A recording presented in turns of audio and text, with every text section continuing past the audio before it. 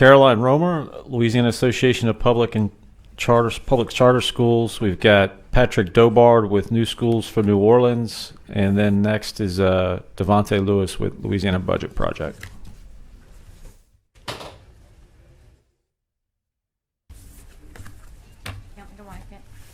Thank you.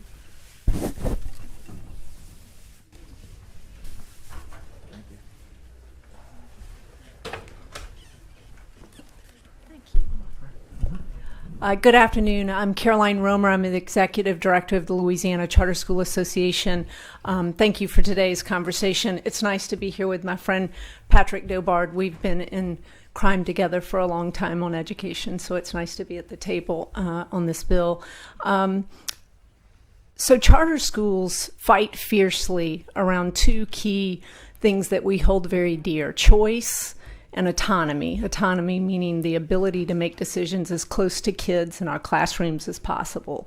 And we use those two pillars to act as our litmus test on pieces of legislation. And so as we look at bills, we bump them up against those two things. Are they challenging the ability for parents to be empowered with choices about their child's education? And or is it harming our ability to make those decisions as close to kids as possible? And so the bill today did not pass our litmus test. In particular, it doesn't pass the litmus test around autonomy. Charter schools are schools of choice. They often have special missions. We have charter schools, 150 charter schools in Louisiana. They're in over 22 parishes. We have charter schools that are created specifically to serve military families. We have charter schools that have missions of social justice, and the key being parents are making the choice to be in those schools, and oftentimes it's around those missions that a parent will make those choices.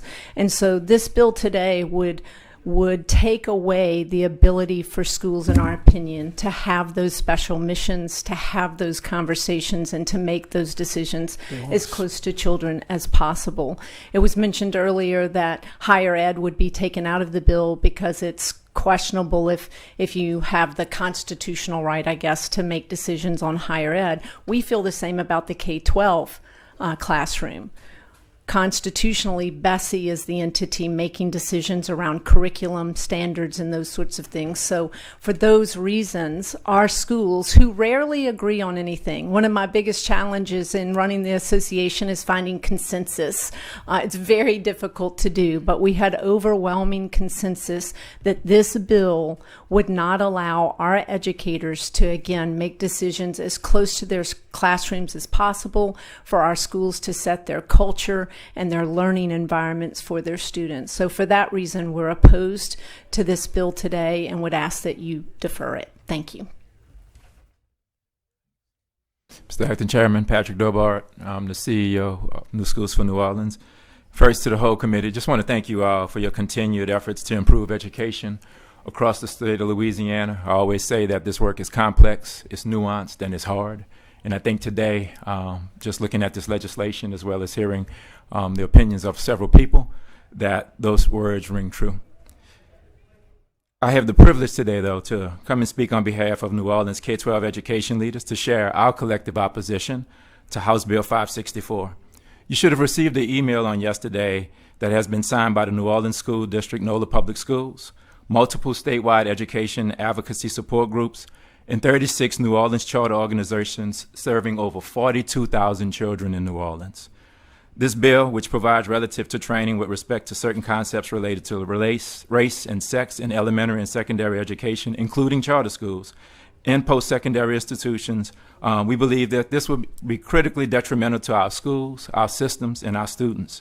And specifically, it not only encroaches on the guaranteed autonomy for charter schools, but it also eliminates factual information from discourse that is necessary in our schools.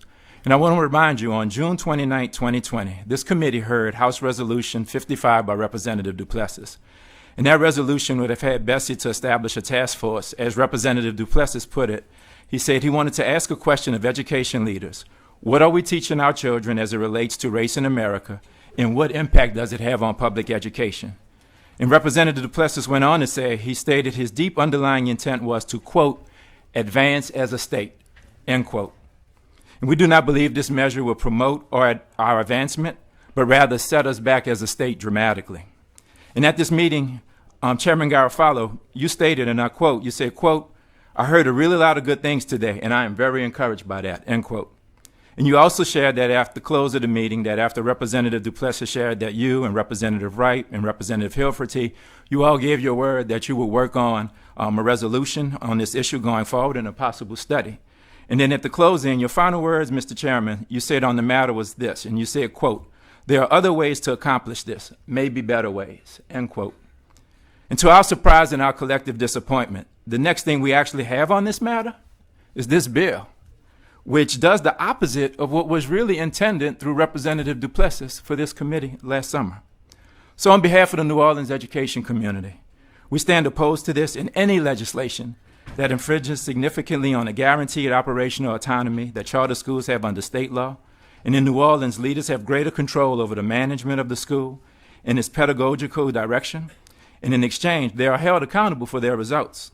So maintaining the autonomy that charter schools have in areas such as programming, instruction, curriculum, and materials and text is a critical issue for New Orleans because autonomy allows schools to be more responsive to local needs and specific contexts.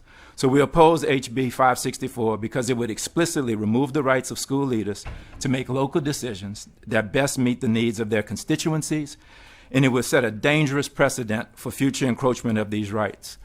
And I'd say this, I find it rather ironic that during this session alone, there are requests through bills to teach students about driving, House Bill 122, the founding principles of the United States of America, House Bill 352, vaping, House Bill 368, and World War II and the Holocaust, House Bill 416, all important topics. Yet this bill requests to intentionally leave out critical facts and historical context related to race and gender when training students and adults. So we strongly urge you again, and we thank you, Mr. Chairman, for voluntarily deferring the bill. We ask that if this bill comes up, that you oppose it, and hopefully it won't come back up. Hopefully that they'll be able to work with Bessie and allow Bessie to have this constitutional authority, and if there's something to work, whether it's through a vehicle that Representative Plessis had proposed or some other vehicle, allow them to do their job. So we thank you for this opportunity, and happy to answer any questions if you have. Thank you. There are no questions.